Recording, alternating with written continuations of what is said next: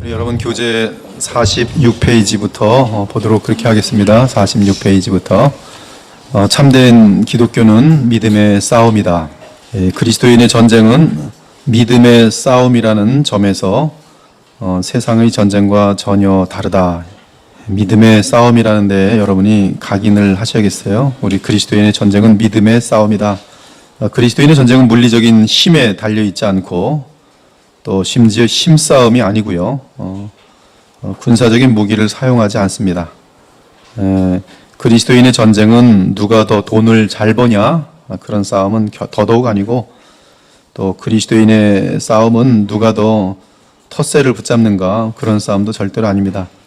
이 영적인 전쟁이며 이 승리는 오직 믿음에 달려 있습니다. 그런데 이 영적 싸움의 승리는 전적으로 믿음에 달려 있는데, 그 믿음은 하나님의 말씀, 곧 성경에 대한 믿음에 달려 있습니다. 그러므로 성경을 모르면 절대로 이 영적 전쟁에서 이길 수가 없습니다. 기독교 군사들은 단 한 가지 이유 때문에 행동하고 생각하고 소망하는데, 그 한 가지는 그들은 성경이 가르치는 것을 믿는 것입니다. 믿음은 그들의 존재의 뿌리입니다. 그리고 바른 믿음이 없이는 바른 삶이 있을 수 없습니다.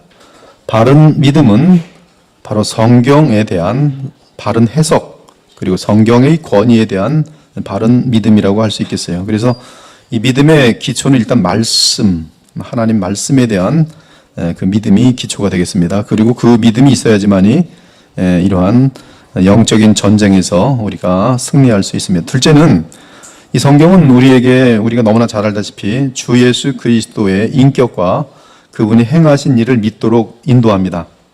따라서 성경의 권위를 믿고 성경 말씀을 하나님의 말씀으로 믿게 되면 그 다음 단계로 도달하게 되는 것은 반드시 예수님이 누구신지, 그리고 그분이 행하신 십자가에서 행하신 일이 무엇인지에 대한 그런 믿음을 갖게 됩니다.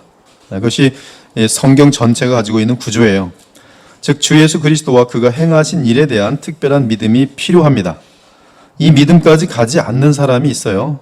유대인들도 성경을 믿는다 하면서 성경을 보지만 놀랍게도 이 주 예수 그리스도와 그가 행하신 일에 대한 믿음으로 이어지지 않습니다. 많은 사람들이 나는 성경을 믿습니다. 또 구원파들도 마찬가지고요. 또 무슨 여호와의 증인도 마찬가지고 우리는 성경을 믿습니다 하지만 그들은 주 예수 그리스도와 그가 행하신 일에 대한 그 믿음으로 인도함을 받지 못합니다. 즉 복음으로 이어지지 못하는 그들의 믿음은 아무런 영적인 싸움을 할 수조차 없습니다. 이미 패배죠. 만일 신자들이 자신의 연약함만을 보고 또한 그들을 대항하는 세상의 힘을 본다면 아마 늘 낙심할 것입니다. 하지만 그들에게는 희생적인 죽음으로 그들을 구속하여 주시고 또한 끊임없는 중보로 그들을 보존하여 주시면서 그들에게 힘을 주시는 강하신 구세주가 있습니다. 그래서 이 주 예수 그리스도를 믿는 믿음을 성경은 살아있는 믿음, 구원하는 믿음, 성경대로 예수 그리스도를 믿고 성령 안에서 그리스도와 교통하며 그리스도 안에 있게 됩니다. 그리고 그리스도 안에 있는 자는 하나님과 교통하도록 되어 있죠. 그리스도인은 믿음의 정도에 따라 잘 싸우기도 하고 형편없이 싸우기도 합니다. 가장 훌륭한 믿음을 가진 자는 승리로 인하여 가장 행복한 복음의 군사가 될 것입니다. 더 큰 믿음을 가질수록 더 많은 승리를 얻을 것이죠. 믿음의 가치와 중요성은 아무리 강조해도 지나칠 수 없습니다. 히브리서 11장을 읽고 초대 그리스도인들이 어떻게 모든 상황 가운데 믿음을 굳게 붙들었는지 볼 수가 있습니다. 보이지 않는 예수님을 믿는 것이 그들의 힘이었어요. 그들은 예수 그리스도께서 만유를 다스리시는 하나님의 아들이요 나아가 나사렛 예수가 되셔서 십자가에서 죽으심으로 말미암아 하나님께서 일으키 세우셔서 만유의 주와 그리스도가 되게 하신 사실을 믿고 그 예수님 안에서 모든 힘을 얻게 됩니다. 주여 우리에게 믿음을 더하소서. 이제 이 선한 싸움에 대한 내용을 이제 말하는데요. 참된 신앙은 선한 싸움을 싸우는 것이다. 그러면 선한 싸움이 무언가? 전쟁에 선하다는 단어를 사용하는 것은 이상할 수 있다. 그러나 그리스도인의 싸움은 악이 전혀 없기 때문에 선하다. 선한 싸움이다. 우리 찬송가에도 선한 싸움 다 싸우고 그래서 선한 싸움. 필자는 거룩하고자 하는 자들은 싸워야 한다는 사실을 아무에게도 감추지 않는다. 거룩하고자 하는 자들은 싸워야 한다. 그리고 그리스도인의 싸움은 선한 싸움이다. 싸울수록 선하여지고 싸울수록 얻는 것이 많다. 그래서 이제 왜 선한 싸움인지에 대한 이유를 필자는 나열합니다. 첫째, 이 싸움은 가장 완전하게 선하신 최고 사령관 우리 주 예수 그리스도의 지휘 아래서 싸우기 때문에 선하다. 모든 참된 그리스도인들의 지도자요 사령관은 주 예수 그리스도이시다. 그는 완벽한 지혜와 무한한 사랑과 전능한 능력을 가지고 있다. 그는 결코 그릇된 판단을 내리지 않으며 쓸모없는 행동을 하지 않으신다. 그가 구속한 자들은 그에게 너무나 소중해서 제거되거나 버림받지 않는다. 절대로 버림받지 않습니다. 제거되지 않습니다. 우리 최고 사령관은 참으로 선하지 아니한가. 정말 선하신 분이. 우리는 이 최고 사령관의 지시에 따라 싸움해야 이깁니다. 내 마음대로 싸우는 것은 져요. 그렇죠? 광야에서 보면은 싸우라 할 때는 싸우지 않고, 그렇죠? 우리가 어떻게 정말 거대한 거인들하고 싸우겠습니까? 하면서 싸우지 않고, 그리고 나서 또 그러면 이제 싸우지 마라 그럴 때는 또 우리는 죽기까지 싸우겠습니다 하고 또 나아가다가 아모리 족속에게 멸망당하는 그런 일들이 있는데, 우리의 싸움은 이 총사령관의 지시에 따라야 됩니다.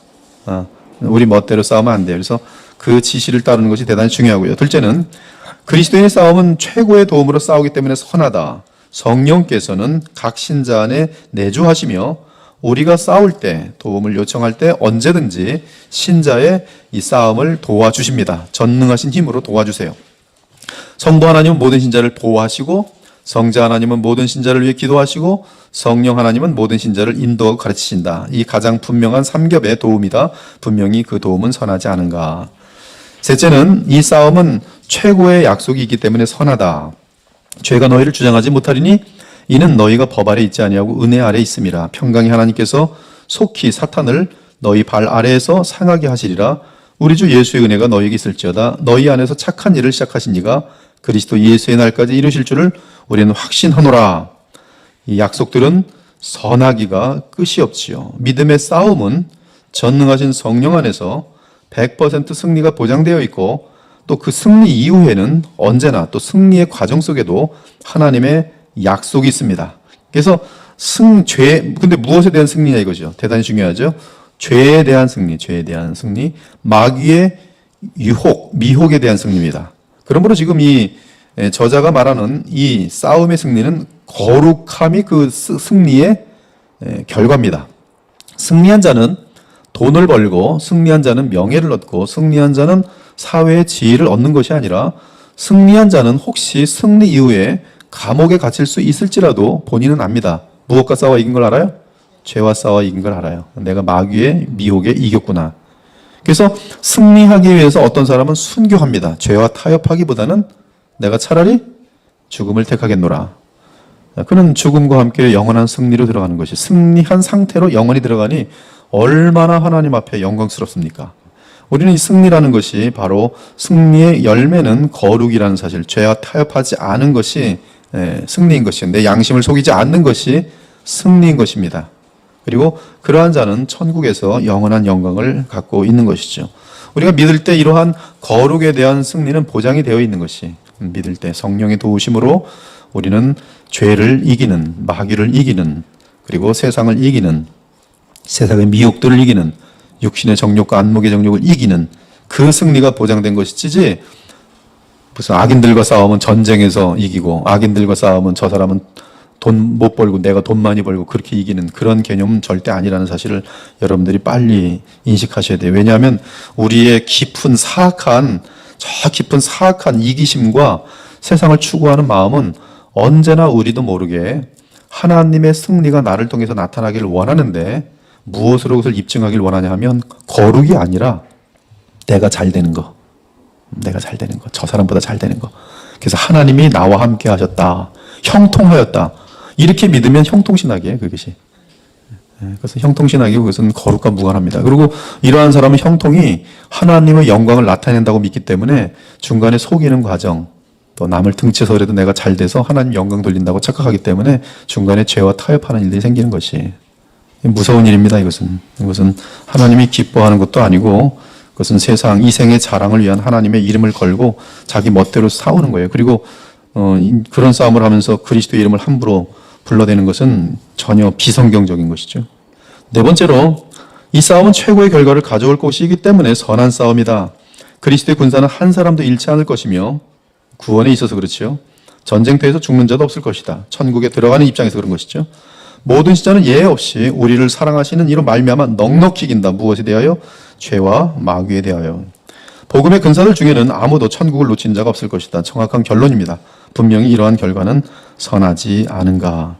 가장 영예로운 것은 날마다 이 죄를 이기기 위해서 자신을 쳐서 복종시키는 자아를 내려놓은 심지어 죽음을 택할지라도 이 길을 가는 그러한 모습이 가장 영광스러운 모습입니다. 그래서 주기철 목사님 같은 경우가 영광스러운 것이 그분은 못 위를 걷는 순간에 승리예요. 그것이 승리입니다. 그리고 우리는 양심 바른 그 후대들은 주기철 목사님이 그때 타협하지 않고 오히려 망하는 길을 걸은 그것이 그리스도인의 영광이라는 것을 고백할 수가 있어요. 다섯 번째로 그리스도인의 싸움은 그 싸움을 싸우는 자들에게 유익이 됨으로 선하다. 어떤 유익인가? 이 또한 분명히 알아야 되죠. 예수님을 닮는 뚜렷한 역사가 나타나요. 근데 이제 우리는 계속 유익이라 그럴 때도 또 세상적인 것을 생각할 때가 있어요. 일단 세상적인 것을 접으셔야 돼요. 접고 주님이 덤으로 주시는 것으로 보시면 돼요. 세상적인 것들, 뭐 돈, 건강, 명예, 권력, 뭐 이런 것들을 나쁘게 생각할 필요도 없어요. 추구할 필요도 없고. 야고보서 1장에 보면은 분명히 야고보서 1장에 보면 가치관에 변화가 있는데 부한 자들은 그것으로 자랑하지 말고 오히려 예수님 안에서 가난하여진 것을 자랑하고 가난한 자는 그것을 인하여 주눅들지 말고 그리스도 안에서 하나님의 자녀 상속받을 자가 된 것에 대해서 긍지를 느끼면 되는 거죠. 즉, 이 세상에 있는 것들은 잠깐 있다 없어지는 것들이기 때문에 있으면 있는 대로 없으면 없는 대로 계속 어떤 상황이 있든 주께 충성하는 것이 귀한 것이지 그것을 가지고 영혼을 팔면 안 되는 것이 영혼을 팔아도 안 되고 영원한 것들을 팔아도 안 되는 것이 그것은 어리석은 것입니다. 그건 에서의 길이에요. 그러므로 이 싸움을 싸우는 자들에게 유익은 바로 예수님을 닮는 것입니다. 세상의 전쟁은 인간이 가장 악한 면을 끄집어내는데 전쟁은 양심을 강팍하게 하고 도덕심을 무너뜨립니다. 하지만 영적 전쟁은 바른 영적 전쟁을 치르는 신자들은 자신 안에 가장 좋은 것들을 끄집어냅니다. 그래서 영적 전쟁은 진실로 치르는 자들에게 겸손을 만들어내고 이기심과 속된 마음을 줄어들게 하며 영적인 것들을 더 많이 사모하고 생각하도록 이끄는 것, 그것이 영적 전쟁이지. 이러한 유익은 지금 영원한 것들을 지금 우리에게 더하는 정말 선한 유익인 것이죠. 여섯째, 이 싸움은 세상을 향해 선을 행합니다.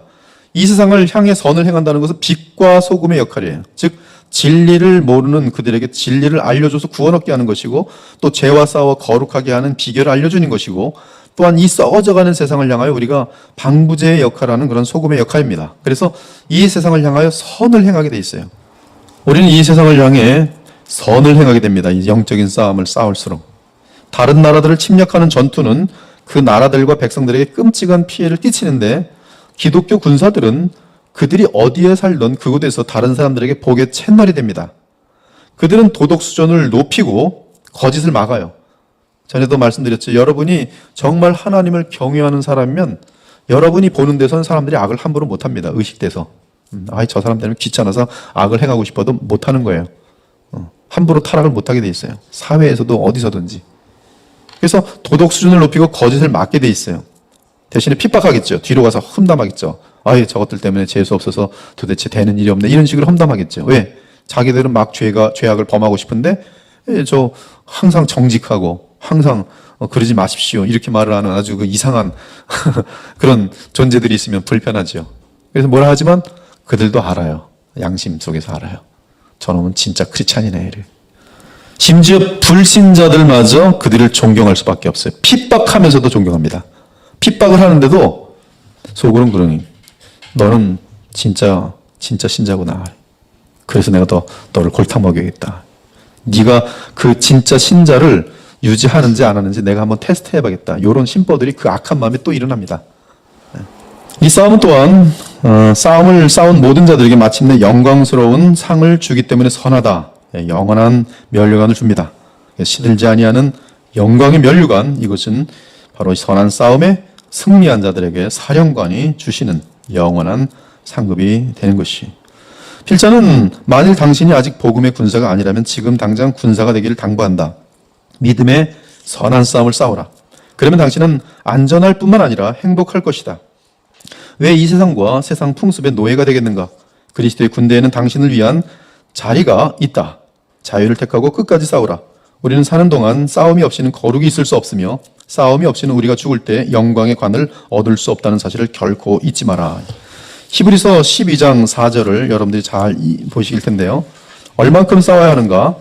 너희가 죄와 싸우되 아직 피 흘리기까지는 대항하지 아니하고, 즉 얼마까지 싸워야 되는 거예요? 피 흘리기까지 죽을 정도로 죄와 싸우라, 이 말씀이. 다니엘에서 1장 8절 보겠습니다. 이건 이제 저의 커멘트인데요. 다니엘 어느 날 보다가 이것을 주님의 은혜 가운데에서 마음에 와닿았어요. 그것은 뭐냐면 지금 다니엘서 1장 8절은 한 18살 정도 아니면 심지어 14살 정도의 다니엘입니다. 1장 8절에 보면 다니엘이 뜻을 정하는데 그것은 뭐냐 하면 거룩을 뜻합니다. 즉 거룩, 내가 망하더라도 거룩한 사람이 되는 것을 택합니다. 그것이 8절의 결론이에요. 즉 포도주로 나를 더럽히기보다, 이것은 그 당시에 지금 벨이라는 바벨론 이 우상에게 바쳐진 것들이거든요. 그 배경 속에서 다니엘은 내가 우상 신들에 의해서 더럽혀지지 않고 나의 마음을 여호와 하나님께 바치리라. 즉 거룩에 대한 결단입니다. 이것을 어린 나이에 했어요. 구약의 최고의 선지자는, 최고의 깊은 비밀을 깨달은 선지자는 다니엘입니다. 다니엘은 다른 선지자하고는 차원이 틀리게 엄청난, 그리고 인류 역사의 끝까지 그 계시를 받게 되는 특권을 누리는 엄청난 그런 사람이에요. 근데 그 엄청난 사람이 될 수 있었던 그 비결은 무엇이냐면 어릴 때 벌써 마음을 정했어요. 그리고 그의 평생의 기도는 이것을 위한 기도입니다. 우린 다니엘서 보면 그가 하루에 3번씩 동쪽 문을 열어놓고 기도하는 사실을 알 수 있어요. 어떻게 될 정도로 그걸 기도하냐면 들켜가지고 사자굴에 들어가도 상관없이 기도하는 다니엘을 발견할 수가 있어요. 근데 그가 무엇을 기도했는가 이거예요. 그가 기도한 내용은 내가 거룩함을 잃지 않겠다는 기도예요. 죽으면 죽더라도 나는 거룩과 정직함, 하나님을 향한 충성을 지키겠다는 기도입니다. 그것이 그로 하여금 평생을 유지할 때, 그가 얼마나 이 90을 넘게 사는데 수십 년 동안 하루도 빠짐없이 거룩을 위하여 기도한 그가 70살이 되고 80살이 되고 90살이 됐을 때의 그 다니엘의 모습은 어떠했을지 한번 상상해 보세요. 저는 그래서 이 젊은이들, 또 특히 소년들까지도 이러한 다니엘이 가졌던 이 거룩의 환상을 보고 어렸을 적부터 죄와 싸우길 원하는 강한 동기부여를 받고 살아가는 아이는 지금 이 시대에 탁월한 사람이 될 거 조금도 의심하지 않아요. 여러분 자녀들에게 이 거룩의 권능을 알려주세요. 컨닝하지 마. 누구 때문에? 예수님 때문에. 컨닝하고 싶으면 회개기도 하고 지켜달라고 기도해. 기도를 그렇게 가르치단 말이에요. 1등하게 해달라고 기도하지 말고 세상과는 거슬러 살아갈 수 있는, 망하더라도 꼴찌가 될지라도 양심 속이지 않는 하나님의 자녀가 되는 것을 기도해주고 기도하도록 가르치면 그가 다니엘이 되는데 하나님은 그를 우뚝 이 시대에 세울 거예요. 분명히 세우십니다. 여러분 자녀를 위대하게 키우고 싶으시면 오늘 이 말씀을 마음속에 새기세요. 정말 자녀를 사랑하신다면 이 말씀을 새기세요. 지금 어렸을 적부터 말씀 그대로 전해주세요. 거룩하라. 거룩이 뭐야? 예수님을 닮는 거야. 예수님이 닮는 건 뭐냐면 너는 첫 번째 정직해야 돼. 진실해야 돼. 그리고 권위 질서를 배워야 돼. 정확히 알려줘야 돼요. 그래서 진실함과 정직함과 사랑함과 이 거룩함을 목표로 하여 기도할 때, 진실로 기도할 때, 주여 도와달라고 기도할 때, 그들의 그 기도로 말미암아 어릴 때부터 성령께서 그의 영혼을 붙드시면 그는 세상 아이들하고는 달라요. 확 다릅니다. 우리 그리스도의 보혈교회에서 그런 아이들을 키워내면 그 아이들은 이 시대를 이끄는 영적 지도자들이 될 거예요. 이 거룩한 싸움을 다니엘서 1장 8절 보면서 이래서 다니엘이구나. 지금도 늦지 않았어요. 50살 되신 분들, 내가 호흡이 마치는 그날까지 내가 다시는 사람들하고 거짓말을 하거나 그러지 않고 거룩함을 유지하겠다. 아침부터 거룩을 위해 기도하세요. 주여 오늘 죄와 타협하지 않게 하소서. 주님의 이름을 더럽히는 일이 없게 하소서. 주님 팔아먹지 않게 도와주소서. 그리고 주님께 오늘도 무조건 사람들이 욕하던 말든 충성케 하소서. 그리고 하루를 주님과 동행하면 지금도 늦지 않았어요. 앞으로 남은 20년 생활, 10년의 생활, 그 생활 동안에 놀라운 변화가 있는, 놀라운 변화. 그러나 다니엘처럼 14살 때부터 이 시작이 됐으면 뭐 그거야말로 말로 다 할 수가 없는 것이죠. 그래서 여러분들 거룩을 위해서 기도하기 바랍니다. 그 다음 페이지 넘어 5장으로 우리 다 같이 누가복음 14장 28절 크게 읽겠습니다. 시작.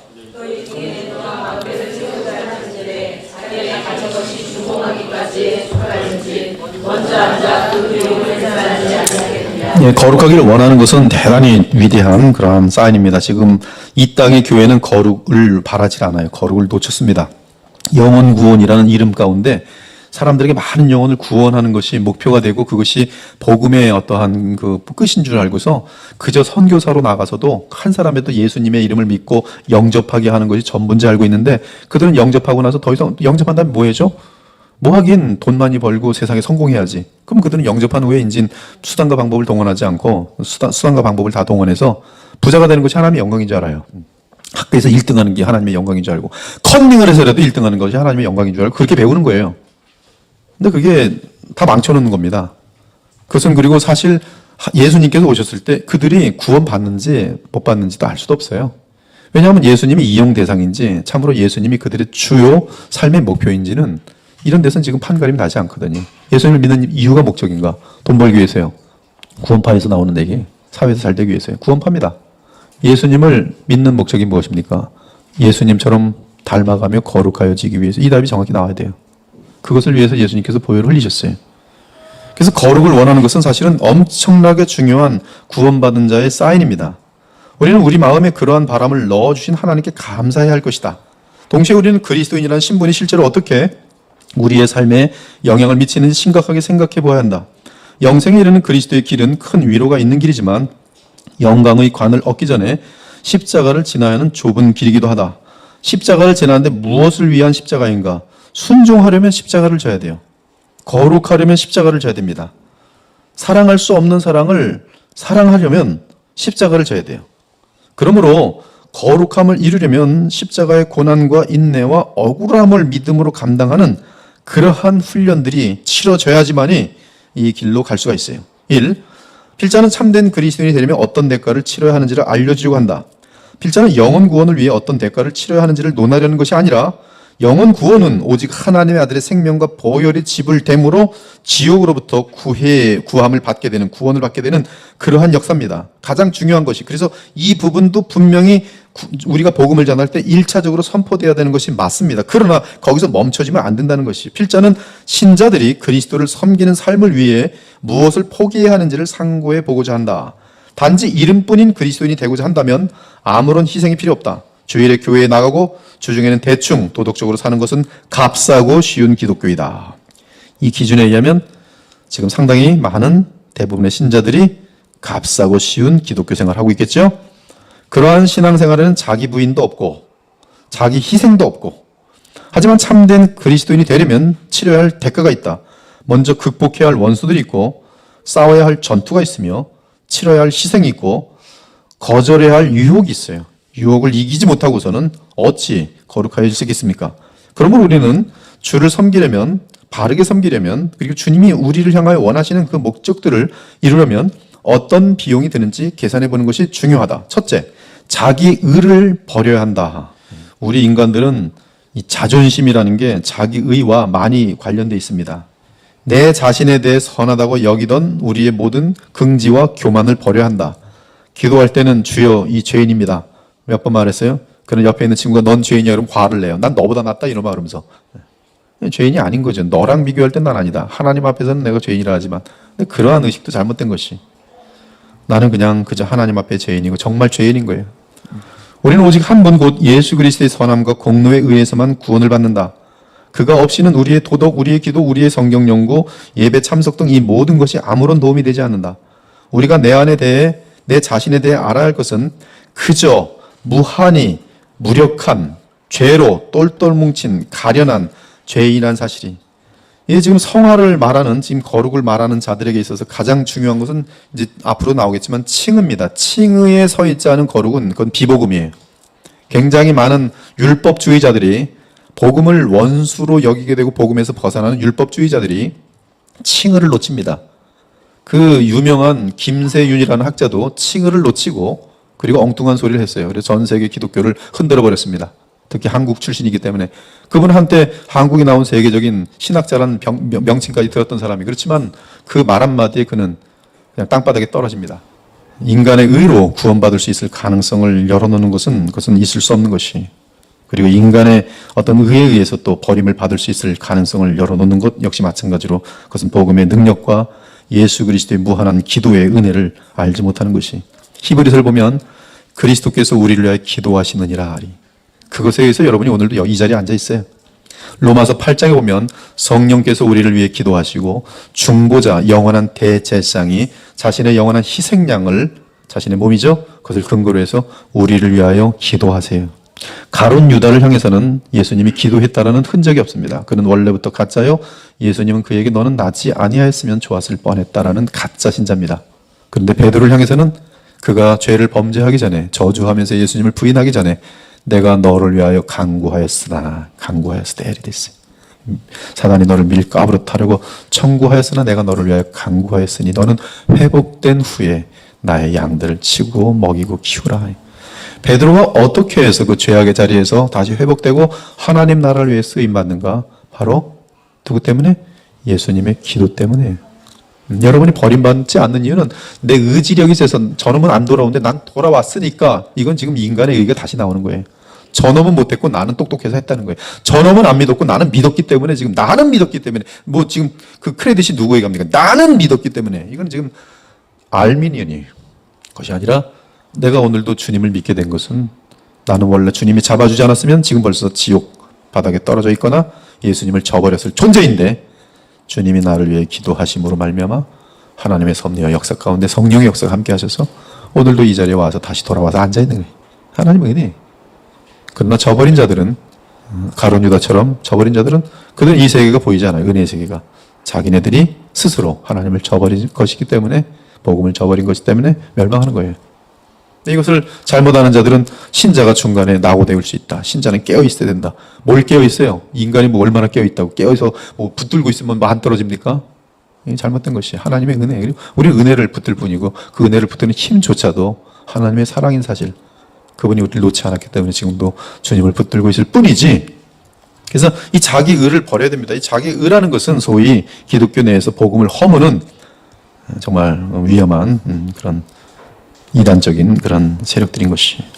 그러므로 참된 그리스도인이 되려면 우리는 자기 의를 버려야 된다. 둘째는 죄악을 버려야 한다. 당연하겠죠. 우리는 하나님 보시기에 잘못된 모든 행위를 끊어야 합니다. 합리화하지 마시기 바래요. 합리화하면 안 돼요. 저번에 말씀드린 것처럼 이 죄악을 합리화하면 그것이 바로 구원파가 되고, 그것이 바로 하나님의 십자가에, 예수님의 십자가를 헛되게 만드는 것이. 논리를 이렇게 피는 목사가 있어요. 인간은 죄를 지을 수밖에 없다. 이 사람은 이제 복음의 능력을 체험하지 못한 사람입니다. 그러니까 인간은 죄를 지을 수밖에 없으니까 하나님의 용서를 무한하게 믿으라는 거예요. 그래서 내가 지금 죄를 짓고 있는 가운데에도 하나님이 나를 용서하실 것을 믿는 것이 복음이다. 그럼 그 사람은 지금 죄가 진행되면서도 하나님은 나를 용서해 주시겠지 하고 죄를 짓고 있는 거예요. 이건 지금 하나님을 지금 의도적으로 역이용하는 것입니다. 굉장히 악한 거예요. 이것은 진정한 회개가 될 수가 없어요. 죽는 그날까지 변화가 나타나지 못합니다. 그것은 소위 무법주의, 그렇죠? 하나님의 율법을 다 무너뜨리고 심지어 나아가 십자가의 그 목표와 그 예수님의 거룩한 피를 의도적으로 더럽히는 그런 존재들이 되는 것이. 하나님은 정말 7번에 70번이라도 우리의 죄를 용서하세요. 그러나 그 용서의 기준은 이용해 먹으려는 사람이 아니라, 죄를 합리화시키는 사람이 아니라, 연약하기 때문에 아무리 무너져도 진심으로 다시 주여 나는 죄인입니다. 정말 제가 죄덩어리인 것을 인정합니다. 그러므로 진심으로 주의 도움이 필요합니다. 이러한 사람들에게는 주님이 용서해 주세요. 1000번이고 용서해 주세요. 그러나 용서를 전제로 해서 오늘도 죄를 지어도 나중에 이런 사람들은 이제 죄 지면서도 아무렇지도 않아요. 그리고 한없는 죄를 짓고 하나님의 영광을 땅바닥에 다 떨어뜨려도 뭐 어때서 주님 용서해 주실 거야. 그것이 바로 기독교를 개독교로 만드는 핵심이죠. 죄악을 끊는 것은 쉽지 않지만 반드시 끊어내야만 되는, 인간의 힘으로 끊어낼 수 없기 때문에 바로 복음을 의지하여 성령의 역사로 끊어내어지는, 그래서 은혜로 내가 이러한 거룩한 사람이 되었다라고 고백할 수밖에 없는 죄악을 버려야 되는 그 끝없는 피 흘리기까지 싸움이 있어야 되는 것이. 작든 크든 공개적이든 숨은 죄악이든 모든 죄악을 거부해야 합니다. 내 목전에서 너희 악한 행실을 버리며 행악을 그치고 선행을 배우라. 이는 우리에게 어려울 것이다. 우리는 종종 우리의 자녀들만큼이나 죄를 사랑한다. 죄를 사랑하는 것, 죄의 쾌락이란 건 정말 무섭습니다. 여러분 자녀들이 게임에 빠졌을 때 애는 지금 14살뿐이 안 되고 10살뿐이 안 되고 부모는 지금 씨름 선수처럼 힘이 있는데도요. 순식간에 욕을 해요. 딱 게임하다가 그만해 그러면 욕 입에서 막 나와요. 부모에게 게임 좋아서 뭐 못하게 한다고. 얘가 나중에 힘이 세죠. 그럼 자기 아버지의 목을 딱 조르고 네가 뭔데 지금 나 게임하는데 못하게 하는 거야. 그게 항상 지금 계속 반복되는 범죄 행위들이 청소년들의 게임 사랑 중독되는 거죠. 마약도 마찬가지고 죄를 사랑하고 안아주고 꼭 붙들고 즐거워한다. 그리스도는 죄인들을 영접하기를 원하시지만 그러나 그들이 죄를 고집하며 죄 가운데 있다면 스스로 그럼 받으실 수 없어요. 참된 그리스도인이 되려면 어떠한 방법을 동원해서든 죄악을 멈춰야 돼요. 당연합니다. 그 어떠한 방법은 먹혀들지 않는데 문제가 있어요. 어떤 방법입니까? 오직 십자가의 방법밖에 없어요. 그래서 주님이 감사해요. 셋째, 안일함을 버려야 해요. 이 부분이 우리에게도 무섭죠. 오늘 백집사님께서 귀한 기도를 하셨는데 사실 전 세계가 평화를 이루게 되는 것이 그리스도인들에게 좋은지 아닌지는 몰라요. 왜? 그리스도인들의 가장 큰 원수는 안일함이거든. 배가 불를수록 믿음 갖긴 어려워요. 부자가 천국에 들어가는 것은 낙타가 바늘구멍 들어가는 것보다 더 어려워요.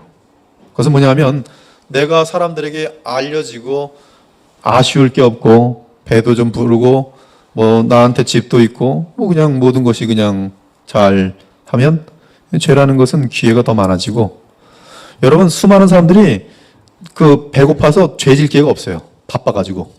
근데 돈도 많고 시간이 많아지죠.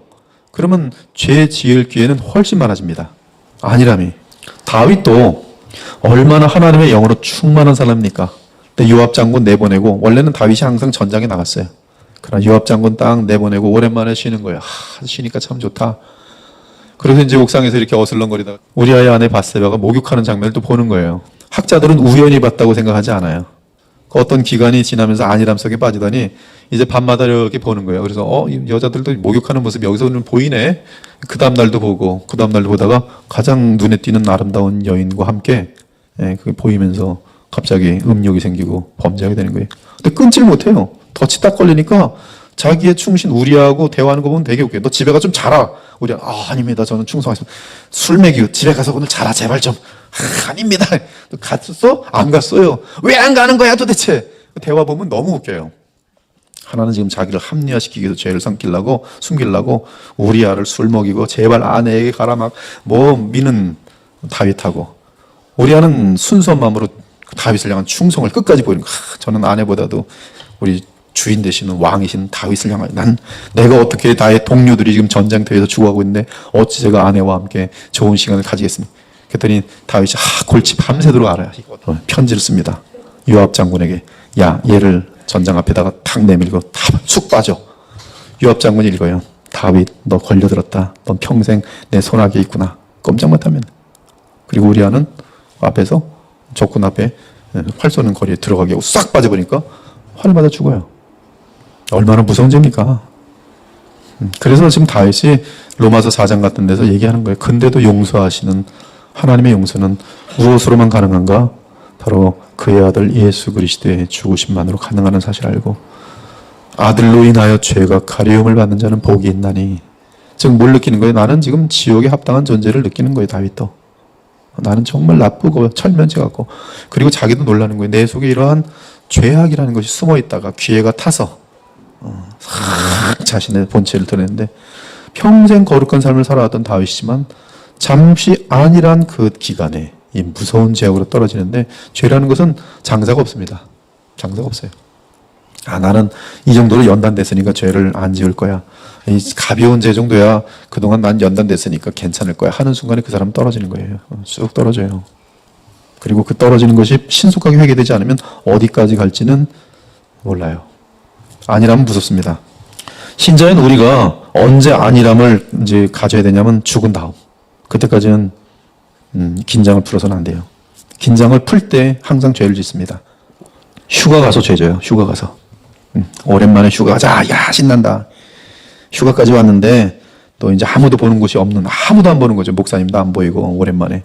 우리 가족만. 근데 그걸 애들이 봐요. 애들도 띄워놓고 가죠, 부부가. 근데 누가 봐요? 아내가 봐요. 남편이 봐요. 너는 그 정도뿐이 안 되구나. 같이 놀긴 놀면서도 둘이 죄 짓는 걸 서로 알아요. 우리는 품행에 있어서 날마다 순간마다 조심해야 한다. 생각과 말과 행동을 조심해야 된다. 기도와 성경 연구든 은혜의 방편을 사용할 때도 주의해야 한다. 교만해지기 때문에 주의해야 돼요. 이러한 조언 역시 듣기에 부담될 것이다. 우리는 투쟁을 필요로 한 일들을 싫어한다. 하지만 고통이 없이는 참된 보람된 이 거룩한 것들을 얻을 수가 없어요. 참된 그리스도인이 되려면 안일한 삶을 내려놓아야 합니다. 여러분들 언제 안일하기를 원하요? 예수님 오신 이후 또는 죽음 이후 그때 가서 쉬시길 바랍니다. 그 전까지 쉴 생각하지 마세요. 어떠한 하나님의 안식일의 그 계통 속에서 예배를 중심으로 하는 거룩한 심들은 당연히 쉬어야죠. 그러나 지금 말하는 것은 그냥 마음 자체를 풀어버리는 거예요. 거룩한 싸움을 해야겠다는 그 마음 자체를 팍 풀어버리는 거예요. 넷째, 사람들의 칭찬을 내려놓아야 합니다. 만일 우리의 주된 목표가 하나님을 기쁘시게 하는 것이라면 사람들에게 많은 욕을 받을 수도 있어요. 사람들은 우리를 바보 또는 광신도라고 부르며 멀리할 수 있습니다. 예수께서는 내가 너희에게 종이 주인보다 더 크지 못하다 한 말을 기억하라. 사람들이 나를 박해하였은즉 너희도 박해할 것이라고 말씀하셨어요. 또한 동시에 세상이 나를 미워하였으니 너희를 또한 미워하리라 말씀하셨어요. 박해를 받는다는 것은 견디기가 쉽지 않습니다. 남에게 욕을 먹는 것도 결코 쉽지가 않아요. 하지만 진리 때문에 참된 그리스도인이 되려면 박해와 조롱을 견디어야 할 때가 있어요. 근데 재미난 것은 우리가 진리로 인하여 정말로 박해와 조롱을 받을 때는요, 진리로 인하여 내가 진리라고 확신하는 것을 어떤 사람들이 무리가 져서 조롱을 막 하잖아요. 근데 제가 진리라고 확신하고 주님을 지금 주님 앞에 서 있으면 이 사실에 대해서 조금도 부끄럽지 않습니다. 조금도 흔들리지 않아요. 우리가 예수 그리스도의 그 주되심에 대해서 선포할 때, 그리고 오직 예수님만이 구원의 길이라고, 제가 이번에 화요일날 이제 지옥에 대한 설교를 했어요. 근데 벌써 이 설교를 읽은 불신자가 있어요. 이제 제 이름을 직접 대진 않았습니다. 보니까 왜 그런지는 모르겠어요. 요새 하여튼 제가 패친이 많아서 그런 건지 하여튼 근데 이름을 걸진 않고 지옥을 지 맘대로 하면서 예수님만 믿어야 천국 간다. 예수 안 믿으면 그 지옥 간다는 얘기인가? 그럼 예수 안 믿는 사람 다 지옥인가? 시큰하게 글들을 썼어요. 맞죠? 예수님 안 믿으면 지옥 가죠. 근데 자기는 그게 안 믿어지는 거예요. 화딱지들이 나서. 거기다가 이제 좋아요. 자기들끼리 글들 쓰고 막 그러는데 전혀 복음을 이해하지 못하는 사람들이 반응인데 거기 대꾸할 필요도 없고 제가 글 쓸 필요도 없고 아무렇지도 않아요. 오히려 마음껏 읽어라. 한 사람이라도 이렇게 하면서 생각해보고 고민해보면 오케이. 별로 이상하지 않다는 거죠. 즉 정말로 예수님을 사랑하고 예수님을 사랑하는 것 때문에 핍박이 올 때는 그게 두렵지 않아요. 주기실 목사님이 정말 일본 사람들에게 핍박을 당하면서 모디를 걸을 때 두려웠겠습니까? 그들이 조롱과 야유를 하고 막 그랬을 때 오히려 기뻐했어요. 진리를 정확히 알면 성령 안에서 진리가 확증되면 그거 선포하는 거 두렵지 않습니다. 한 명, 저쪽엔 10,000명이라도 두렵지 않아요. 진리인데요. 우린 주변의 불신자들로부터 오는 칭찬을 내려놓아야 한다. 아무런 희생이 필요 없는 신앙은 아무런 가치가 없다는 사실을 기억하라. 십자가가 없는 값싼 기독교는 결국 영광의 감도 없는 쓸모없는 기독교이다. 바울을 비용을 계산하는 것이 왜 중요한가? 참된 그리스도인이 되기 위해 어떤 대가를 치러야하는지를 꼭 알아야 하는 사람들이 있다. 기독교에 대해 무지한 자들이 그러하고 기독교에 대해 많이 알고 있지만 믿음이 강하지 않은 자들이 그러하다. 그들은 개인적인 경험으로 지식을 얻은 것이 아니라 간접적으로 얻었다. 그들은 어쩌면 기독교 가정에서 자라났을지도 모른다. 하지만 그들은 위험한 상태에 처해 있다. 그 이유는 그들의 신앙생활에는 아무런 노력이 들지 않기 때문이다. 그들은 삶의 끝이 다가오면 마지막으로 하나님을 의지해보려고 노력하지만 그들이 생각해왔던 것처럼 회개는 그리 쉽지 않다는 것을 알게 된다. 여러분, 많은 사람들이 그죠. 나는 예수님 죽기 바로 직전에 예수님 믿습니다. 그리고 죽을 거야. 그리고 나는 그때까지는 내 마음대로 살 거야. 제가 어렸을 적에 참 많이 들었던 것 같아요. 쭉 인생을 살아오면서 그런 얘기 했던 사람들 참 많이 들었던 거. 예수님 믿으세요. 예수님 믿기만 하면 구원 받습니다. 그러면 그래? 난 그러면 마지막 순간에 믿을 거야. 그때까지 나 건드리지 마. 그러면 예수님 믿기만 하면 구원 받는데 그럼 내가 죽기 바로 직전에 예수님 믿습니다. 그러면 되지. 그들은 지금 예수님을 믿는다고 이 말 가지고 이렇게 하면은 이제 구원 받을 줄로 착각하는 거죠. 그리고 이 마음으로 믿는 것이 쉬울 줄로 아는데 이러한 사람들은 죽을 때까지도 못 믿습니다. 마지막 순간에 믿는 것이 그리 쉬운 게 아니. 진정한 회개는 그리 쉽지 않습니다. 우리가 마지막 호흡을 마칠 때 사실 그 병원에서 이제 임종을 맞이하는 분들을 향해서 복음을 전하는 분들이 있어요. 그건 진실이고 또 아름다운 그러한 노력입니다. 한 사람이라도 구원하려는 정말 아름다운 전도예요. 근데 한 가지 조심스러운 것은 뭐냐면, 근데 대단히 의심스러운 거죠. 의식도 잘 제대로 없는 상태 속에서 뭐 하면, 아니면 끄덕끄덕 그러면 구원받았네. 과연 그렇게 가능할까? 십자가상의 옆에 강도가 하나 이그젠플이죠. 정말로 인간의 의가 없이 예수님의 완전한 의만으로, 믿음만으로 구원 얻는 건 맞죠. 그러나 십자가상의 옆에 그 강도는 구원 얻는 과정에 있어서의 모든 신앙의 고백이 정확히 들어있습니다. 네, 그러한 것들을 어떤 임의적인 방법으로 그렇게 하는 것들이, 그것이 나쁘다는 것은 아니지만, 그래서 우리가 마지막 순간에 예수님을 믿도록 하지 말고 그 전에 믿을 수 있도록 더 노력하시는 게 더 아름다울 것 같아요. 네. 그래서 정상적인 의식이 있을 때 진심으로 예수님이 누군지 알고, 예수님이 행하신 일이 나를 위한 것이다라는 걸 정말 알고, 그리고 그 눈에서 감사의 눈물이 흐르면서 고백되어지는 그 고백하고. 회개가 그리 쉽지 않습니다. 죽음 그 순간까지도. 이러한 사람들은 하나님이 요구하시는 충분한 비용을 계산해 보지 않고 결국 죄 가운데 죽은 성경에 실린 예들을 살펴볼 수가 있다. 이스라엘 백성 가운데 수많은 사람들이 비용을 계산하지 않았기 때문에 애굽과 가나안 사이에 있는 광야에서 멸망했다. 그들은 애굽을 떠날 때 뜨거운 열심과 열정을 가지고 있었다. 그들은 약속의 땅이 당장 그들의 것이 될 줄로 생각했다. 하지만 어려움을 겪자 그들의 열정은 사라지고 열심도 시들었다. 그들은 치러야 할 대가를 계산하지 않았던 것이다. 그들은 믿음을 잃고 죄 가운데 죽었다. 둘째, 우리 주님의 말씀을 듣고 따랐던 사람들 중 많은 사람들이 주님을 따르는 비용을 계산하지 않았다. 따라서 그들은 얼마 후에 주님을 떠나가고 그와 함께 다니지 아니했다. 이들은 오병이어를 행하시는 예수님을 보고 끝없이 많이 쫓아왔어요. 그런데 10,000명이나 넘던 그러한 무리들이 예수님께서 나는 하늘의 떡이요 내 피를 마셔야 너희가 영생하리라 했더니 당장 뭐라고 바뀌냐면 저 말씀은 어렵도다. 그리고 물러가기 시작해요. 그리고 제자들만 남습니다. 예수님께서 이들에게 물어봐요. 너희도 떠나가려느냐? 성경대로 하면 너희도 가려느냐? 그래. 그때 시몬 베드로가 뭐라 그래요? 영생의 말씀이 주께 있사오니 우리가 네게로 가오리까. 그리고 남아있어요. 즉 예수님을 믿는 것은 영생에 관한 문제이지 떡을 먹고 배부름이라. 그 허다한 군중들은 떡을 먹고 배부름이라. 떡을 먹고 배부르니까 예수님께 있는 거예요. 예수님 믿었더니 손해본다 그러면 다 떠나는 거예요. 복음대로 전하면, 십자가의 도를 전하면 무슨 말인지 모르겠어. 잘 먹고 잘 산다고 얘기하면 좋을 텐데 무슨 말인지 모르겠어. 뭐 희생 그 십자가의 길 모르겠어. 떠나는 거예요. 그들이 왜 예수님을 따르는가? 성경은 분명히 얘기해. 저들이 떡을 먹고 배부름이라. 그러나 복음을 전하자 그들은 다 물러갔도다 이렇게 됐어요. 떠나가고 그와 함께 다니지 아니했더라. 그들은 주의 기적을 보면서 하나님 나라가 당장 나타날 줄로 생각했다. 하지만 어려운 교훈을 믿어야 하고 또한 힘든 수고를 해야 한다는 것을 알게 되자 그들은 믿음을 저버리고 떠나버렸어요. 열심히 공부해야 된다고 하니까 갑자기 교회를 다니지 않아요. 여러분, 기독교는 공부하는 곳이에요. 공부 열심히 해야 돼요. 그래서 어렸을 적엔 공부 못해도 교회를 다니더니 공부를 잘하면 되는 거예요. 저는 로마가 그 이탈리아의 수도인지도 몰랐어요. 무식한 소리, 무식한 사람으로 지칭을 받을 만큼 그렇게 어리석은 자였어요. 근데 성경을 공부해 나가는데 성경이 재밌으니까 역사에 대해서 알기 시작했어요. 그리고 지도에 대해서 알기 시작했어요. 그래서 성경을 볼 때마다 지도를 펴고 성경을 봤어요. 성경을 볼 때마다 역사를 보면서 성경을 봤어요. 그랬더니 성경이 많이 보이기 시작했어요. 공부해요.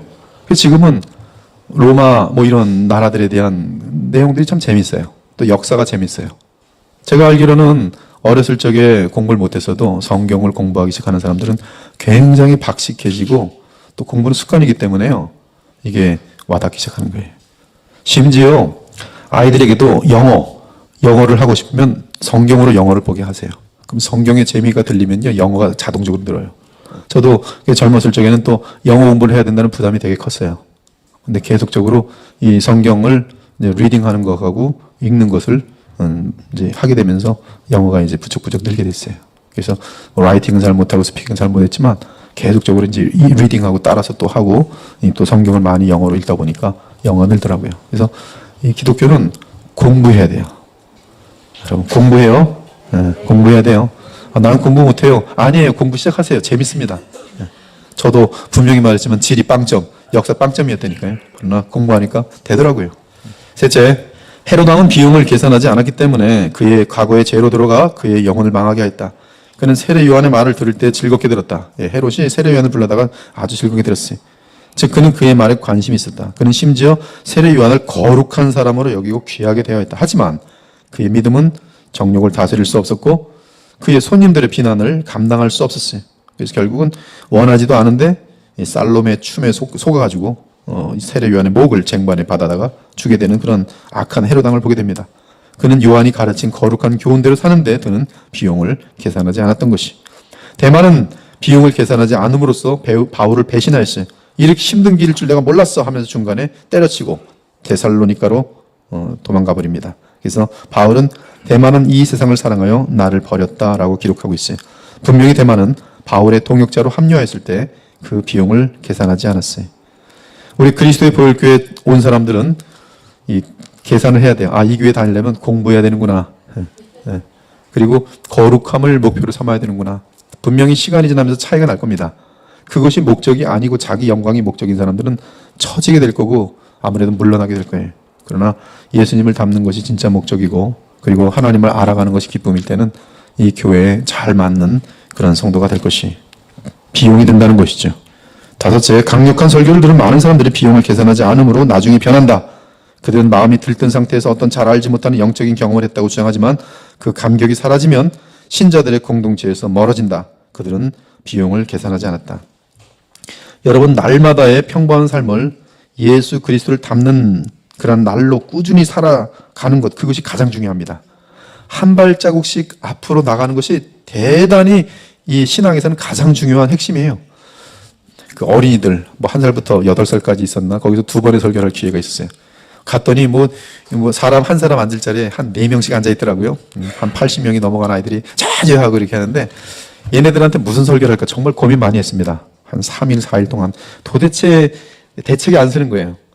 그래서 제가 내린 결론은 내 인생 가운데 기독교를 소개시켜주는 2편의 설교를 해야겠다. 그래서 첫 번째 설교는 뭐냐 하면 누가복음 16장에 부자와 거지 나사로, 예수님 믿으면 천국 가고 예수님 안 믿으면 지옥 간다. 이거 첫 번째로 얘기했어요. 두 번째 설교는 뭐냐 하면 이 아이들이 어떻게 하면 주님을 기쁘시게 할 수 있는 사람이 될 수 있는가. 그것도 뭐냐면 날마다 그 목표를 예수님을 정확히 바라보고 매일 조금씩 분명히 그 목표를 향하여 걷는 거예요. 얼만큼 이해했는지 모르지만 제 입장에서는 제가 가장 소중히 여기는 믿음의 길을 얘기를 했어요. 이 아이들한테.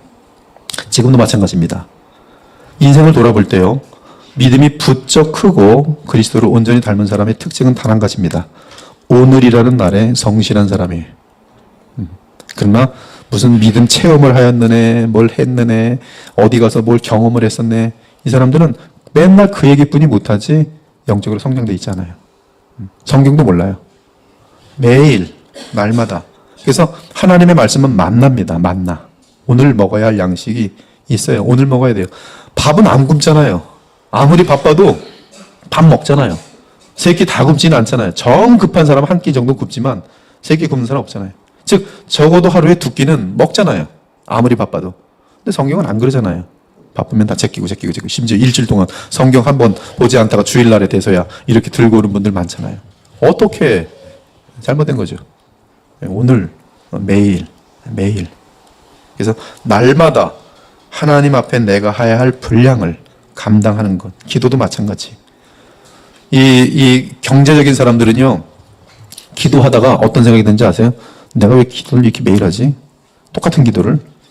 경제적으로 이게 말이 안 되는 거예요. 이 시간에 내가 잠을 자야지 효율적으로 또 주님도 더 잘 섬길 수 있고. 즉, 기도하는 그 시간이 상당히 비경제적인 것으로 느끼면서 관둬요. 근데 그게 아닙니다. 신앙생활은 충성이에요. 경제가 아닙니다. 그냥 주님이 하라 하니까 하는 거예요. 그리고 어떤 날은 깨달음이 있고 어떤 날은 졸기도 하고 그냥 그러면서도 그 자리에 있는 거예요. 사람에게 보이려고 하면 그건 위선이죠. 그건 헛수고입니다. 그러나 주님을 향한 충성 때문에 그 일을 하는 사람은 그 모습이 한 달, 두 달, 1년, 10년 지나가는데 예수님 앞에 와서 그리고 거룩을 위하여 기도하고 영혼들을 위하여 기도하고 하나님 나라를 위하여 기도할 때 거기에 놀라운 무서운 엄청난 역사들이 있는 것이, 이 사람들이 위대한 사람들이 그걸 꾸준히 해야 돼요. 말씀과 기도, 말씀과 기도. 그래서 이러한 뭘 영적 체험을 했다는 사람들은 감격이 사라지면, 그렇죠? 사라지면 신앙에서 멀어집니다. 6번, 큰 부흥회 및 전도 집회에서 회심한 것처럼 보이던 많은 사람들이 그 비용을 계산하지 않으므로 그들의 믿음을 제대로 지키지 못한다. 그들은 신앙이 그리스도께 나아가는 감정보다 더 많은 것을 의미한다는 사실을 이해하지 못한다. 시간이 지나서 사람의 마음은 사악하고 사탄은 언제나 우리 주변에 있으며 또한 우리가 져야 하는 십자가가 있다는 것을 알게 되면 그들은 불신자의 삶으로 다시 돌아간다. 그들은 참으로 비용을 계산해 본 적이 전혀 없었던 것이다. 힘찬 찬양, 뭐 그런 거 나쁜 건 아닙니다. 그러나 찬양 속에서 펄쩍펄쩍 뛰면서 눈물을 흘렸는데 그게 기독교의 전부인지 알고 있는 사람들은 그게 이제 그 흥분과 그것이 기독교인지 알고 그걸 쫓아다녀요. 그래서 많은 사람들이 모일수록 더 많이 흥분되거든요. 더 많이 그럴듯하거든. 그리고 더 많은 악기들과 더 많은 어떤 풍성함이 있으면 그럴듯해 보이거든요. 그러니까 이러한 딱딱한 의자에 앉아서 1시간, 2시간 앉아서 배우는 거는 그들에게 적성이 맞지 않아요. 힘이 듭니다. 듣기도 힘들고 짜증나죠. 이것도 훈련입니다. 여러분들 지금 매주 와서 1시간 반 이거 가만히 앉아서 이렇게 거룩해지는 방법이 듣는 거 힘든 거예요. 근데 이 훈련에 의해서 여러분들이 지금 거룩해지는 것이, 이거 못합니다. 웬만한 사람들. 7번, 믿는 부모를 둔 자녀들 중에는 비용을 계산하지 않음으로 인하여 그리스도인으로 성장하는 데 종종 실패하는 경우들이 있다. 그들은 매우 어린 시절부터 성경의 진리를 배워왔지만 스스로 친히 그 진리를 경험해 보지를 못하였다. 그들은 일단 집을 떠나게 되면 세상의 즐거움을 맛보기 시작하면서 더 이상 신앙을 위해 시간을 내지 못한다. 여러분, 그래서 집안에서는 좀 강제적으로 했는데 이제 딱 대학교 때 다른 데로 떠나거나 직장 때문에 다른 데로 떠나면 믿음을 이제 잃어버리는 일들이 많이 있어요. 그들은 비용을 계산하지 못했던 것이다. 어쩌면 그들은 참된 그리스도인이 되기 위해서는 대가를 치불해야 한다는 것을 한 번도 배워본 적이 없었을 수도 있다. 필자가 자신 있게 말할 수 있는 것은 비용을 계산해야 하는 의무에 대해 더 자주 듣고 배우게 된다면 유익이 될 것이라는 사실이다. 즉 빨리 갈라내는 것이죠. 기독교인의 길은 당신이 원하는 그런 떼부자가 되거나 요행이 생겨서 하나님이 막 복을 부어주시는 그런 곳이 아니라 오히려 거룩하여지기 위해서 손해봐야 되고 왕따가 돼야 되기도 하고 험난한 길입니다라고 정확히 예수님을 믿으려는 사람에게 알려줘야 돼. 대신에 하나님은 당신의 죄를 예수님 안에서 용서해 주실 것이고 천국에 들어갈 것이며 그리고 이 땅에서 주를 향하여 충성하고 수고하는 만큼의 영원한 영광이 주어질 것입니다라고 정확히 알려주는. 그러나 이 땅에서는 어쩌면 오히려 예수님을 바르게 믿음으로 말미암아 더 많은 환난과 어려움이 있을 수 있다고 정확히 알려주는 것. 이게 지금 이 라일이 지금 제시하는 것이 정직하게 말해줘야 된다. 정직하게. 우리는 전도할 때도 그러죠. 어려움이 있습니까? 예수님 믿으십시오. 다 해결됩니다. 병마가 있습니까? 병이 났습니다. 그래서 병마가 날 줄 알고 왔는데 병마가 안 나요. 그럼 어떻게 해요? 속았어! 그리고 다시 나가는 거죠. 병마가 나을 수도 있어요. 나을 수도 있어요. 그러나 병도 고쳐주시지만 그러나 또한 주님 때문에 어려움도 당할 수 있습니다라고 얘기해요. 왜? 세상이 어둡기 때문에, 세상에 악이 가득 차기 때문에. 우리가 빛된 삶으로 살 때는 환난도 있습니다. 알려주는 거예요. 즉 군사를 부를 때 영광에 대해서도 말하지만 그러나 전투와 부상에 대해서도 말을 해주어야 한다. 그렇지 않으면 부정직한 신병 모집이 된다. 이렇게 얘기하고 있어요. 어떻게 해야 그러면 정확한 비용 계산을 할 수 있는가?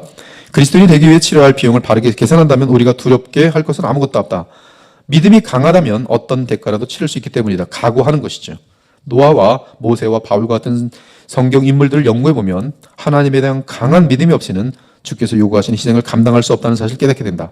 참된 그리스도인이 되려면 많은 대가를 치러야 한다. 심지어 죽음을 각오하고 이 길을 가는 사람들에게는 더 이상 막질 못합니다. 아무것도 막지 못해요. 그래서 여러분들이 우러나서 그 기도를 정말 드릴 수 있다면 그러면 이제 여러분 앞에는 사실은 두려움이 전혀 없어요. 하나님, 제가 주님을 위해서 죽을 수 있다면 죽겠습니다. 정말 마음 우러나서 그 기도를 이제 계속적으로 반복적으로 진심으로 하게 되면 이 사람은 지금 막을 게 없어요. 죽기까지도 하겠다는데 그렇지만 이런 것들이 이제 대가를 치러야 돼 하면서 어려움이 있을 수가 있죠. 그런 자들에게는 이 대가와는 비교할 수 없는 하늘의 영광의 보상을 기억하도록 만드는 것이죠. 첫째, 이익과 손실을 비교하도록 도와줘야 돼요. 이 세상에 잠깐 있다 사라지는 것들을 잃을 수 있지만 영원한 영혼 구원을 얻는다. 칭찬과 조롱을 비교할 수 있어야 돼요. 사람들은 당신을 조롱하려고 할 것이지만 하나님의 자녀로서 하나님으로부터 영원한 칭찬을 받게 될 것이다. 친구들과 원수들을 비교해봐야 돼요. 한편에는 마귀와 악한 사람들이 있고 반대편에는 마귀를 무찌르신 주 예수 그리스도의 은총과 우정이 있어요.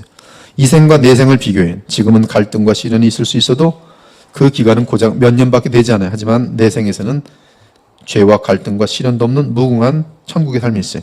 이 부분에 대해서 한번 먼저 고린도후서 4장 16절을 18절, 16절에 18절을 그래도 읽어주면은 되게 좋을 것 같아요. 고린도후서 4장 16절에서 18절. 그러므로 우리가 낙심하지 아니하노니 우리의 겉사람은 낡아지나 우리의 속사람은 날로 새로워지도다.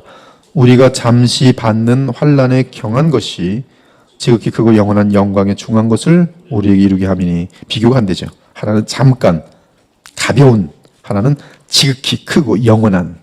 18절 우리가 주목하는 것은 이 세상에 보이는 것들이 아니라 보이지 아니하는 영원한 나라, 또 천국, 새하늘과 새 땅, 그렇게 되어지는 것이.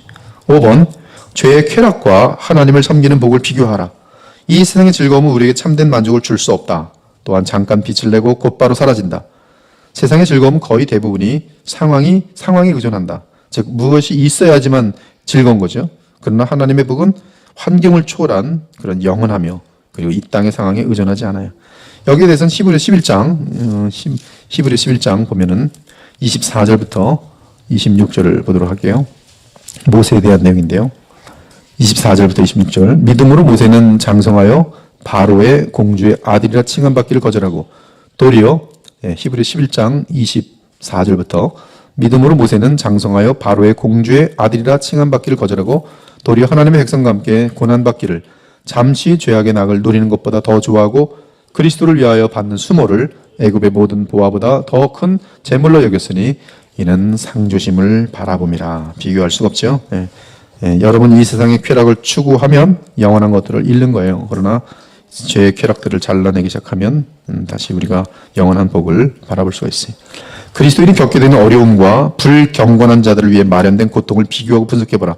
그리스도인이 당하는 그 어떤 고난도 악인들에게 임하는 영원한 하나님의 진노에 비교될 수가 없어요. 그들이 죽음과 함께 떨어질 지옥, 그건 무섭습니다. 이러한 교훈이 종종 바르게 전달되지 않고 있으며 심지어 전혀 가르쳐지지 않고 있다. 많은 사람들이 그리스도를 섬길 가치가 있는지 여부에 대해 결정을 내릴 수 없다. 올바른 비용 계산이 갖는 큰 장점은 처음부터 결단을 강하게 하는 것이죠. 그래, 이러한 길인데도 내가 갈 것인가? 그래서 갖게 되면 진실한 믿음을 처음부터 갖게 되는 것이죠. 당신의 신앙을 위해 어떤 대가를 치르고 있는가? 한번 지금 물어보셔야 돼요. 나는 신앙을 위해 뭘 대가를 치르고 있는가? 하나님께서 이 세상의 죄인들에게 구원을 가져다 주시기 위해 어떤 대가를 치르는지 생각해보라. 독생하신 아들까지도 아끼지 않고 우리에게 보내주셨어요. 당신이 어느 날 하늘의 영광에 이르러 뒤를 돌아보면 이 땅에서 살 때 어떻게 그리 심한 대가를 치르고 있었다고 생각할 수 있었는지. 우리는 이 세상에서 살면서 믿음 생활 너무 힘들어요. 주님 이게 왜 이렇게 정말 왜 이렇게 제 인생을 이렇게 험난하게 하셨는가요? 라고 생각한 것에 대해서 주의 나라에 갔을 때 그때 당하는 이 고난과 비교해서 너무 감당할 수 없는 너무 푸짐한 영원한 상을 주시는 주님께 오히려 얼굴이 빨개지면서 죄송합니다. 이렇게 큰 상을 받을 자격이 없는데 라고 하면서 깜짝 놀라게 된다는 그런 내용이 되겠어요. 이제 6장 성장으로 넘어가도록 하겠습니다. 성장. 10분 남았는데 아마 성장을 빨리 읽으면 끝마칠 수 있을 것 같아요. 굉장히 제가 빨리 읽고 좀 넘어가겠어요. 먼저 1번을 볼게요. 영적 성장의 실체. 영적 성장의 실체. 은혜 안에서 성장하는 것은 사실이다. 이 말이 물론 노력으로 의롭다 칭함을 받을 수 있다는 뜻은 전혀 아니다. 그러나 성령에 의해 우리에게 주어지는 은혜 안에서의 성장은 우리의 노력과 그리고 부지런함이 반드시 전제됩니다. 즉 은혜로 말미암아 우리가 회개, 믿음, 소망, 사랑, 겸손, 열정, 용기 등에서 성장하는 것은 그것은 계속적인 성장으로서 부지런히 노력해야지 가능한 것이. 그래서 믿음이 더욱 자라나는 것, 하나님을 아는 것에 자라나는 것, 그런 것이 점점 더 풍성할 수 있도록 기도해야 되고 말씀을 가까이 하고 배워야 하는 것이죠. 그런데 은혜에 의한 성장은 확인이 가능합니다. 정도의 차이는 분명히 영적인 성장이 있었음을 증명해 줘요. 그래서 우리가 회심할 때에 가졌던 믿음과 지식의 정도와 또 20년 후에 내가 가지고 있는 지식과 믿음과 그리고 예수님을 향한 충성의 정도는 분명히 영적 성장을 증명하여 줍니다. 필자는 영적인 성장은 우리에게 최고의 유익을 준다는 사실을 강조하고 싶다. 1번, 살아있는 것은 꾸준히 성장함으로 그 건강함을 입증한다. 그러나 죽은 것은 성장하지 않는다. 우리 안에 참으로 영적인 생명이 있다면 꾸준히 성장함으로 그 생명을 나타내게 돼 있어요. 성장하지 않는 것은 뭐예요? 병들은 것이죠. 또는 죽은 것이 둘 중에 하나예요. 심한 불구의 병, 기아의 병, 그렇죠? 기형아의 병에 들었거나 아니면 죽은 것이죠. 둘째는 은혜 안에서 성장할 때는 거룩과 위로함이 있어요. 거룩하여질 수 있도록 하나님이 주시는 굉장히 귀한 은혜가 위로가 있습니다. 그리고 그 마음 안에 가장 분명하게 느끼는 성령의 증거가 있는데 바로 계속 영적으로 성장하는 신자예요. 셋째는 영적으로 은혜 안에 성장하는 자들은 사람들에게 유익이 됩니다. 우리가 정말 공동체에 유익이 되길 원하면 은혜 안에서 성장하는 것밖에 없어요. 그래서 성숙한 신자들은 다른 사람과 공동체에 많은 유익을 끼칩니다. 세상으로 하여금 또한 불신자들에게 고민하게 만들고 생각하게 만들고 의아하게 만드는 그러한 사람도 누구냐면 영적으로 성숙한 신자들이 그들의 행동은 다릅니다. 특이하게 다르기 때문에 저 사람이 왜 저렇게 이상하게 행동하지? 하면서 고민하게 돼요. 또한 넷째, 하나님을 기쁘시게 하는 것은 은혜 안에서의 성장입니다. 그래서 너희가 열매를 많이 맺으면 내 아버지께서 영광을 받으실 것이요. 하나님은 모든 백성으로 인하여 즐거워하지만 특히 영적으로 성장하고 있는 백성으로 인해 분명히 대단히 기뻐하십니다. 5번, 또한 이 은혜 안에서의 성장은 우리 각 신자들에게 주어진 의무와 책임이라는 것이, 만일 신자가 성장하지 않는다면 누구의 잘못인가? 그것은 오직 자신의 게으름과 자신의 선택이. 그래서 신자들은 자라나야 할 의무가 있고 그것을 하지 못하는 것은 성령님을 근심케 하는 것이며 스스로 영혼을 무디게 하는 것이. 그러므로 우리는 영적으로 성장해야 할 책임과 의무가 있는 것이. 그러면 영적 성장으로 인한 결과들은 무엇인가? 첫째, 영적으로 성장하는 자에게 가장 분명하게 나타나는 것은 겸손입니다. 그것은 여러분 별표를 100개 쳐도 돼요. 영적으로 성장한 자의 가장 중요한 결과, 현상은 겸손이. 겸손치 않은 자들은 영적으로 성장한 자들이 아닙니다. 그렇죠? 벼 이삭이 익을수록 머리를 숙이듯이 영적으로 깊어질수록 그들은 섬기는 자들이 돼요. 그리고 철 모르고 까부는 사람들을 오히려 섬겨줍니다. 항상 부모들이 철 모르는 철부지 아이들을 섬겨주는 거예요. 그렇죠? 언제까지 섬겨요? 걔네들이 철 들 때까지. 철이 들어요, 나중에. 그래서 겸손한 거예요. 겸손이라는 건 섬기는 거예요. 어려운 사람을 담당하는 사람들이 있어요. 제가 가만히 공동체에서 보면은 어떤 분이 대단히 어려운 사람인데 이 어려운 사람에게 어떤 사람은 쉽게 다가가서 섬겨요. 그것은 뭐냐면 그 사람의 그 어려움을 능히 감당하는 겁니다. 이 감당하지 못하는 사람은 이 부딪히면서 이 돌볼 수가 없어요. 그런데 굉장히 그 유아 같은 그러한 사람인데도 성격도 아주 고약하고 한데도 만약에 그럼에도 불구하고 이 모든 것들을 아우르면서 그리고 돌볼 수 있는 사람은 영적으로 성장한 사람이 겸손하기 때문에 감당을 하는 거예요. 충분히. 또 은혜 안에서 성장할 때 나타나는 두 번째 가장 분명한 형상은 예수 그리스도에 대한 의식입니다. 예수 그리스도에 대한 감사가 쉬지 않고 넘쳐요. 은혜가 충만할수록 영적으로 성장할수록 예수님을 향한 집요한 감사는, 즉 십자가의 그 깊은 구속의 은혜가 생수의 강처럼 성령 안에서 체험되어지기 때문에 그 마음에서는 끊임없는 감사가 넘칩니다. 그리고 천국을 체험해요. 그리스도에 대한 감사와 사랑은 기뻐서 어찌할 바 모릅니다. 막 즐거워해요. 어떤 일을 하든지 간에 이게 주님 안에서 있을 때는 상황을 초월한 기쁨이 막 넘치는 게 주님을 향한 감사, 믿음, 충성, 특히 주님을 향한 사모함. 제가 이번에 요한계시록 보면서 요한계시록을 죽음보다 강한 사랑으로 풀어놓은 김광영 목사님께 뭐 이분에 대해서 다 알지는 못하는데도 이 작품을 만들어놨다는 거에 대해서 깜짝 놀랐어요. 요한계시록을 또 이러한 측면에서도 볼 수 있는 거구나. 죽음보다 강한 사랑, 아가서랑 연결시키는 거예요. 주님을 향한 사랑이 그게 다예요. 믿음이 깊을수록 그냥 더 예수님만 사랑해요. 예수님만 더 많이 기억나는 거죠. 그다음 셋째는 은혜 안에서 성장할 때 나타나는 것은 거룩이죠. 당연한 거죠. 거룩이란 것은 쉽습니다. 죄를 싫어하는 거예요. 과거에는 죄가 너무나 좋았는데 이제 죄를 향하여 단맛이 없어요. 싫어요. 죄가 와서 깐죽깐죽거리면서 유혹하면 저리 가 하고 소리치게 돼요. 귀찮아요. 죄의 세계에 더 이상 빠지고 싶지 않아요. 예, 거룩이에요, 거룩. 넷째는 그렇죠. 소욕과 생각이 영적으로 바뀌는 것이, 영적으로 성장하고 있는 신자는 가정과 사회에서 책임 있는 신실한 삶을 살아갑니다. 그래서 사회에서 약속, 정직, 그리고 양보하는 그런 특이한 삶을 살아가요. 그리고 심지어 과거에 중요하게 여겼던 취미들과 사상들도 버리게 됩니다. 이것은 대단히 중요한 내용이에요. 영적으로 깊어갈수록 과거에 소중히 여기던 그런 취미들, 그리고 어떤 사상들, 그런 것들도 이제 다 별거 아니구나라는 것을 알게 돼요. 그리고 심지어 죄가 아니지만, 성장하는 신자들에게 죄는 아니지만 그런 어떤 세상에 관련된 것들을 시시해져요. 아직 영적으로 깊지 않을 때는 영화 같은 것들이 재밌을 수 있어요.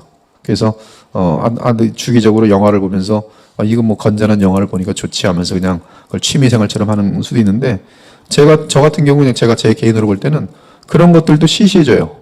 저 같은 경우는 지금 영화를 아무리 재밌는 걸 뭐 보라 그래도 이렇게 되게 그 시간 낭비라는 생각이 굉장히 큽니다. 시간 낭비라는 생각이 되게 커요. 그래서 뭐 의미 있는 그런 영화, 뭐 교육적으로 기독교랑 연관돼서 보고자 하면 보겠지만, 그냥 기타 뭐 일반적인 아무리 좋은 내용이라 할지도 그냥 시간 낭비라는 생각이 들어요. 더 주님께 더 가까이 가길 원하는 마음만 있을 뿐이. 5번, 은혜 안에 성장할 때 다른 사람의 행동을 이해해 보려고 최선을 다합니다. 그래서 관용하는 사람이 관용. 다른 사람들의 결점과 약점을 덮어주는 그러한 모습들이 나오지. 그러나 은혜가 결핍된 사람들은 자꾸 다른 사람의 약점을 들춰내죠. 그래서 자기 자랑, 남흉. 자기 자랑, 남흉. 이거는 지금 세상적인 지혜의 세상적 마귀적, 그렇죠? 그런 지혜가 드러나는 것인데, 예수님께서 말씀하셨어요. 남의 티를 볼 줄 알고 자신의 들보를 보지 못하는 가장 위선적인 그런 모습이 은혜가 결핍할 때 나타나요. 그리고 이제 6번째로는 선교, 영혼 구원에 대한 관심이 깊어지는 것이죠. 아무래도 뭐 진도를 맞추려고 했는데 여기서 멈추도록 하겠습니다. 다음에 계속 3번부터 이어가도록 하겠습니다. 우리 기도하고 마치겠어요. 주 하나님 감사합니다. 오늘도 존 라일의 귀한 거룩을 계속 배워가게 하심을 감사합니다. 너무나 많은 양을 우리가 오늘 머릿속에 듣고 또 마음속에 새겼는데, 주의 성령께서 오늘 우리가 듣고 배운 것들을 마음속 어딘가에 잘 저장해 주시고, 또 상황에 따라서 이 말씀들이 기억남으로 계속 거룩함을 향하여 달려갈 수 있는 복된 신자들이 되게 해주시기 원합니다. 인생이 얼마나 빠른지 헛된 것들을 위하여 달려가지 않게 하시고, 영원한 것들을 볼 수 있는 지혜를 허락하여 주옵소서. 믿음을 더하여 주옵소서. 우리의 신앙생활이 무엇을 목표로 하고 있는지 분명히 알게 하여 주옵소서. 저희들로 하여금 정말 생명의 역사를 따라서 그리스도를 닮아가는 것을 다시 한번 마음에 새기고, 더욱더 주님을 배워가고 주님을 알아가는 그런 아름다운 주의 복된 신자들로 저희들을 인도하여 주옵소서. 감사드리며 돌아가는 발걸음도 주님께서 평강과 위로로 가득하여 주시길 바랄 때 예수 그리스도 이름으로 기도 올립니다. 아멘. 감사합니다.